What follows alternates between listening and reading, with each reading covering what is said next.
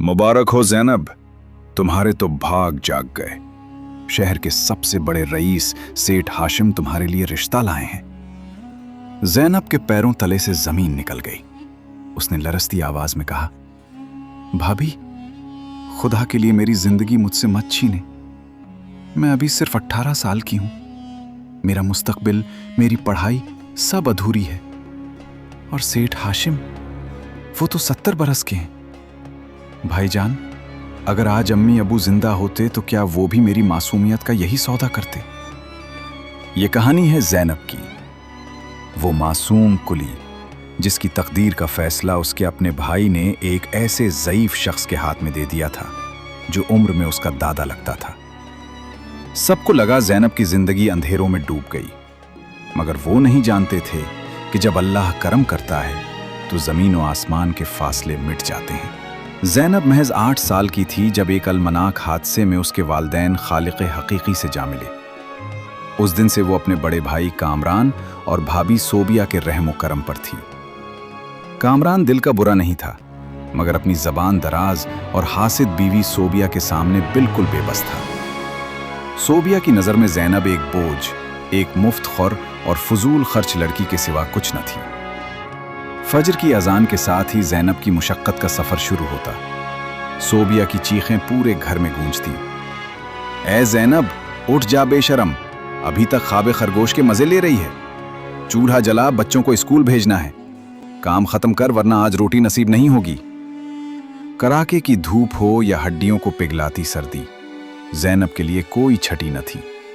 सारा दिन बर्तन मांजना, कपड़े धोना और झाड़ू पूछा करना उसका मुकद्दर था। बदले में उसे मिलती थीं तो सिर्फ बासी सूखी रोटियां, जबकि सोबिया अपने बच्चों को मक्खन और अंडे खिलाती। ज़ैनब आंखों में आंसू भरकर सिर्फ एक ही दुआ मांगती, या अल्लाह, मुझे सब्र दे, तू ही मेरा वाहिद सहारा है।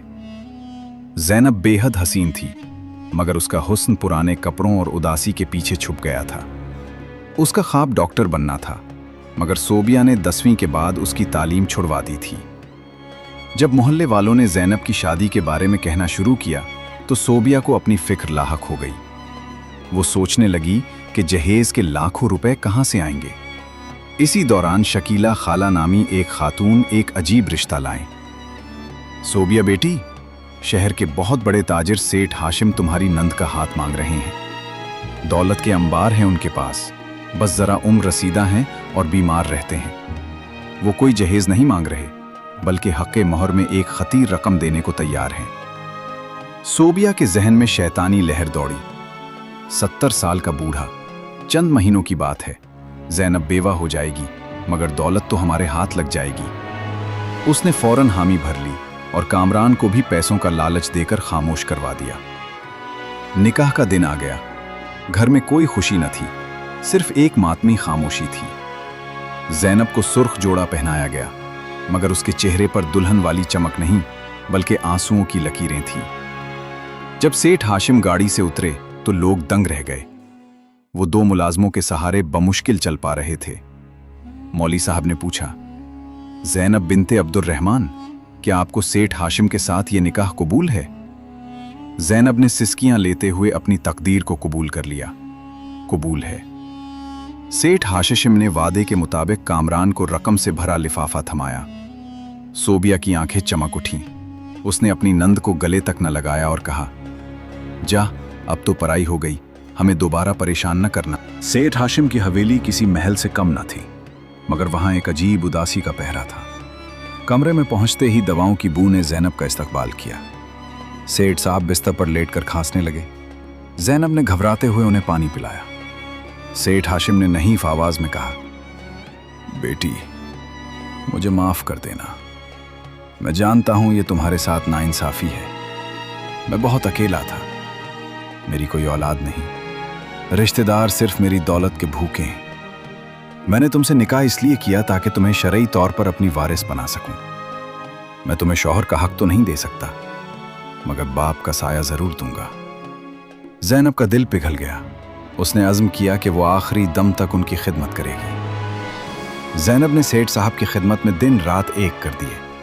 वो उन्हें वक्त पर दवा देती, उनका सहारा बनकर बाव में ले जाती और उन्हें कुरान पाक सुनाकर सुकून पहुंचाती। इसकी खिदमत और दुआओं से सेठ साहब की सेहत में बेहतरी आने लगी। 2 साल का अरसा गुजर गया। इन 2 सालों में उनके दरमियान एक निहायत मुक़द्दस बाप बेटी का रिश्ता उस्तवार हो गया। जब सोबिया और कामरान हवेली मिलने आए तो वो ये देखकर हैरान रह गए कि ज़ैनब वहां रानी बनकर नहीं बल्कि एक खादमा बनकर बूढ़े शख्स के पांव दबा रही है। सोबिया ने तंज किया मगर ज़ैनब ने जवाब दिया, भाभी ये मेरे सरताज हैं, इनकी खिदमत मेरी जन्नत है। बिलाखिर वो वक्त आ गया जब सेठ हाशिम का सफ़र आखिरत करीब आया। उन्होंने आखिरी वक्त ज़ैनब का हाथ थाम कर कहा, ज़ैनब तुम मेरे लिए फरिश्ता साबित हुई। मुझसे वादा करो कि तुम अपनी पढ़ाई मुकम्मल करोगी और डॉक्टर बनोगी। मैंने सब तुम्हारे नाम कर दिया है। इनके इंतकाल के बाद रिश्तेदार गधों की तरह हवेली पर टूट पड़े। जब वकील ने वसीयत पढ़ी तो सबके होश उड़ गए। सेठ साहब ने अपनी पूरी जायदाद, कारखाने, दुकानें और बैंक बैलेंस अपनी अहलिया ज़ैनब के नाम कर दिया है, क्योंकि बुरे वक्त में सिर्फ उसी ने उनका साथ दिया था। सोबिया और कामरान फौरन ज़ैनब के पांव में गिर गए और माफ़ी मांगने लगे, मगर ज़ैनब ने वक़ार के साथ जवाब दिया, भाईजान रिश्ता तो उसी दिन टूट गया था जब आपने अपनी बहन को चंद सकूं के एवज एक ज़ईफ के हाथ बेच दिया था। अब मुझे आपकी ज़रूरत नहीं, अल्लाह मेरा निगहबान है। ज़ैनब ने सेठ साहब का वादा पूरा किया। वो एक नामवर डॉक्टर बनी। उसने हवेली में यतीम खाना और गरीबों के लिए मुफ्त हस्पताल खोला। एक दिन उसने सड़क पर अपनी साबका भाभी सोबिया को भीख मांगते देखा। कामरान का इंतकाल हो चुका था और सोबिया दरबदर थी। ज़ैनब ने बदला लेने के बजाय उसे अपनी हवेली में पनाह दी और उसे खिदमत खल्क के काम पर लगा दिया। सबक: अल्लाह की लाठी बे आवाज है। जो दूसरों के लिए गड्ढा खोदता है वो खुद उसमें गिरता है, और सब्र करने वालों का अज्र अल्लाह कभी ज़ाया नहीं करता। तो चैनल को सब्सक्राइब करें और अपनी राय कमेंट सेक्शन में ज़रूर दें। अल्लाह हाफिज़।